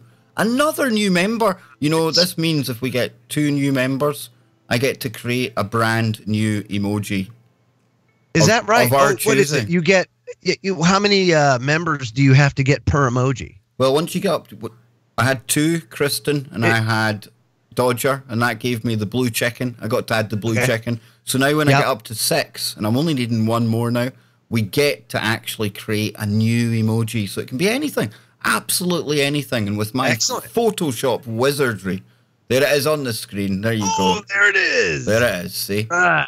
Yes, indeed. On the screen. On the screen. So yeah, absolutely brilliant. Nancy, you now are the proud owner of a blue chicken. And I know that you're going to absolutely love that. It's a very, very nice blue chicken at that.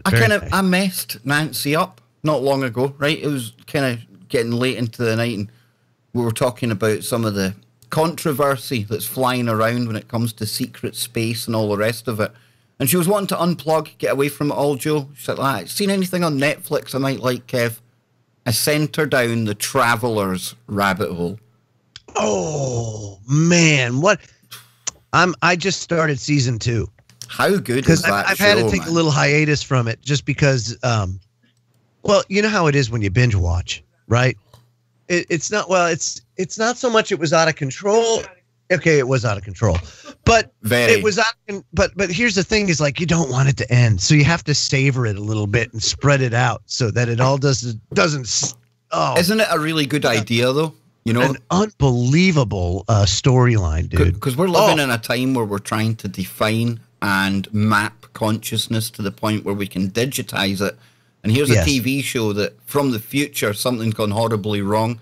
They've already mastered that. And using a quantum mainframe, i.e. a D-wave, they're sending consciousness back to vehicles. Vehicles that are soon to be vacated, shall we say.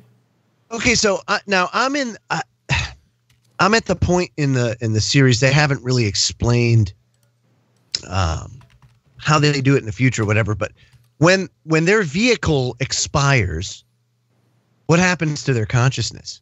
They die, right? Yeah.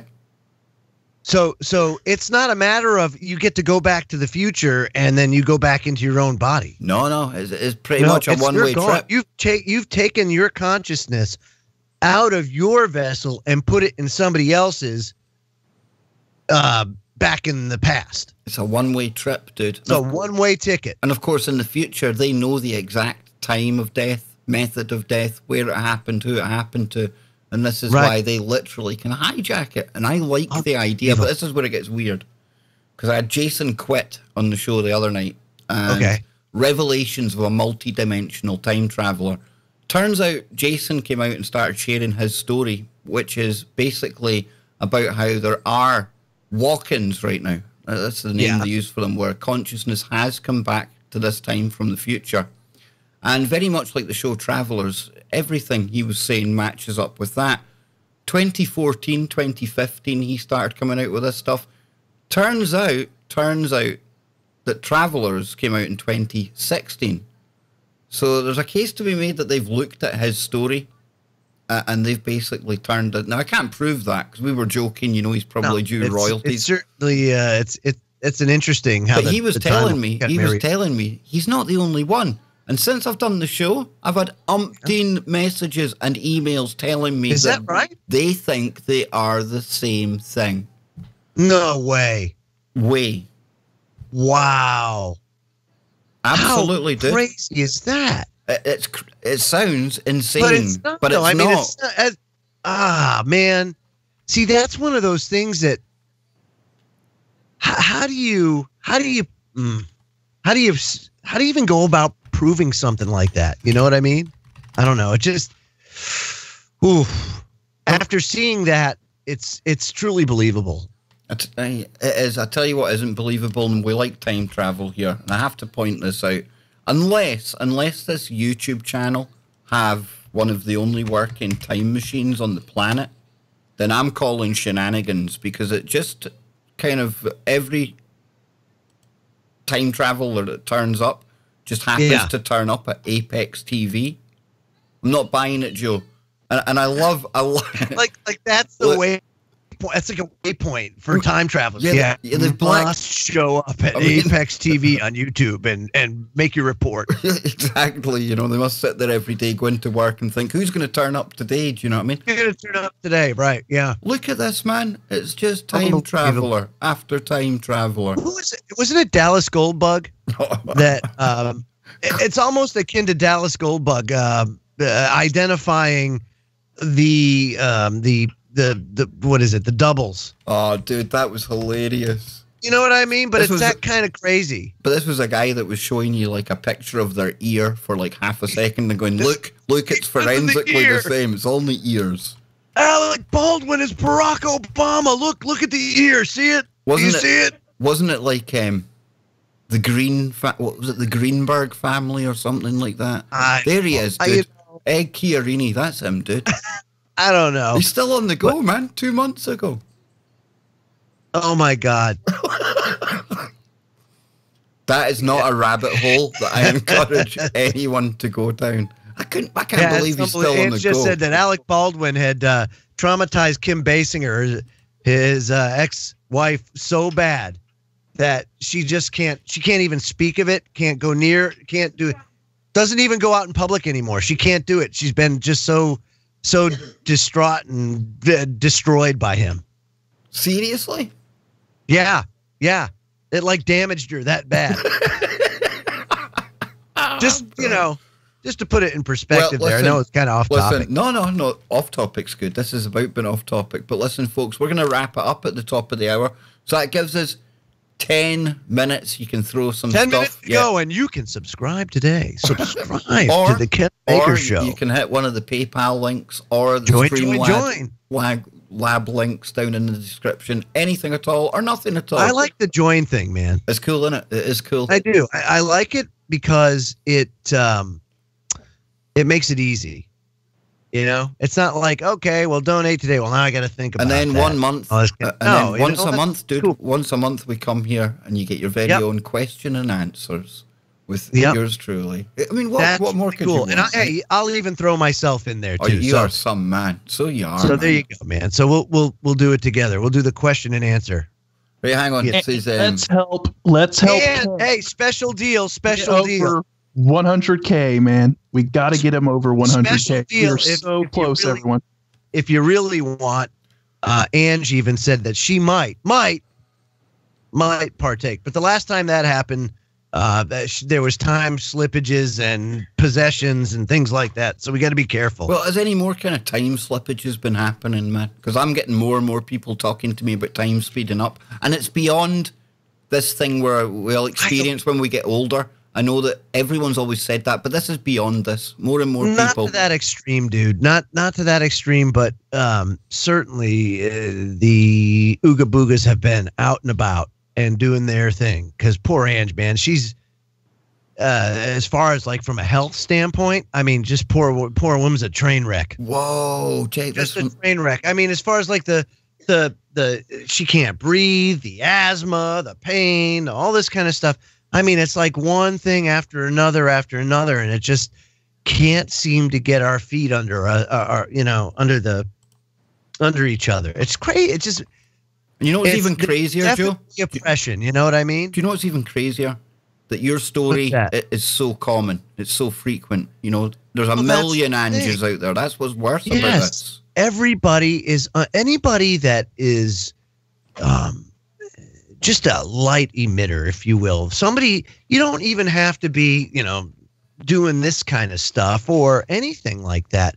You just have to be one of those people that are, positive, impact other people in a positive way.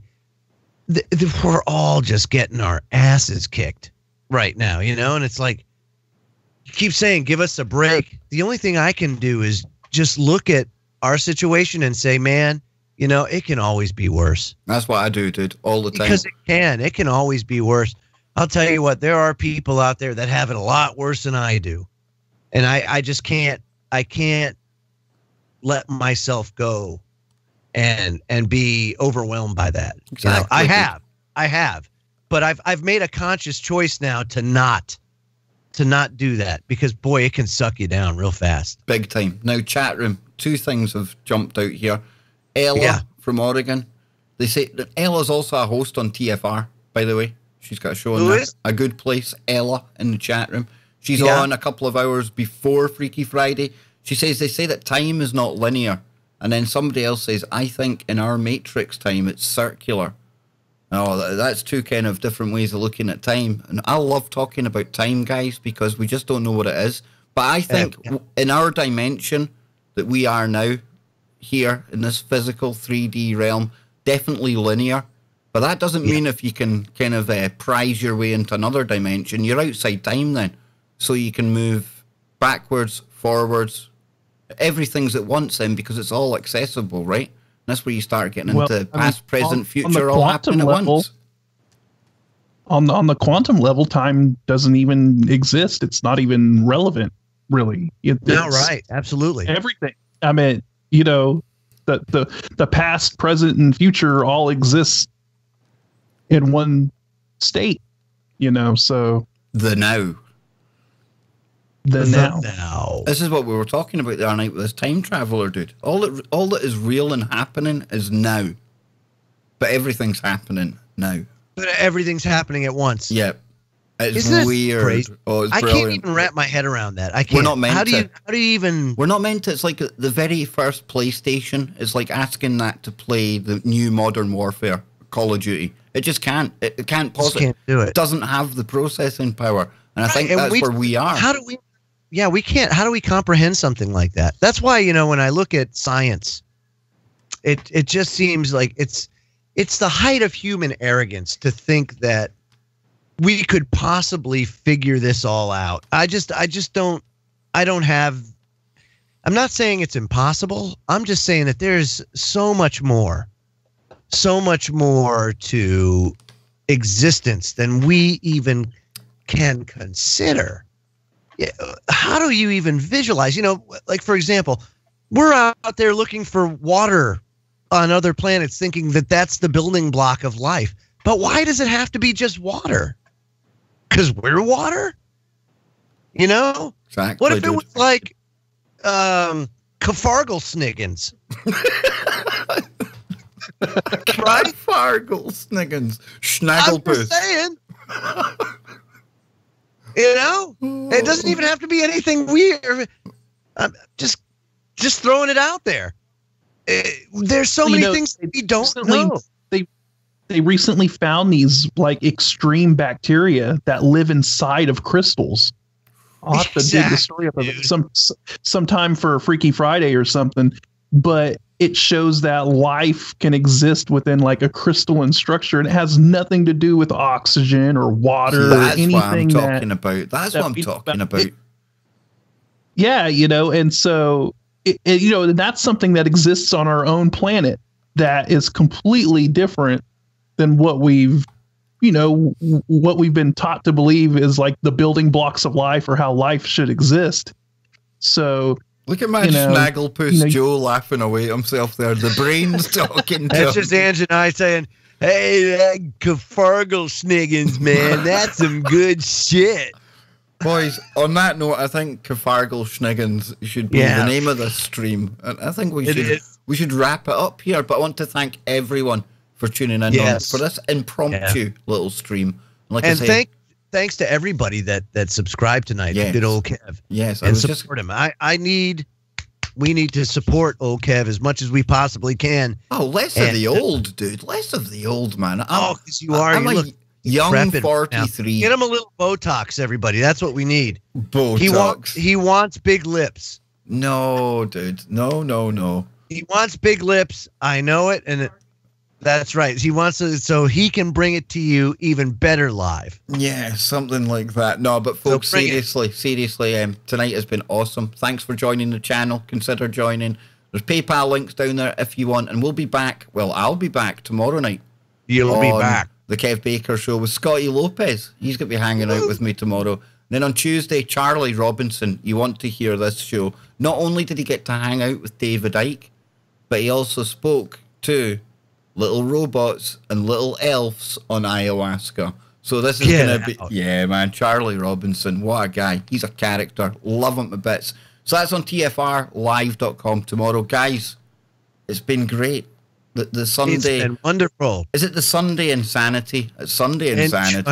It's some... Yeah, we'll figure it out. Anyway, we're out of here. I'm absolutely thrilled that I was able to do this, and we will see you all next weekend. Yeah, later.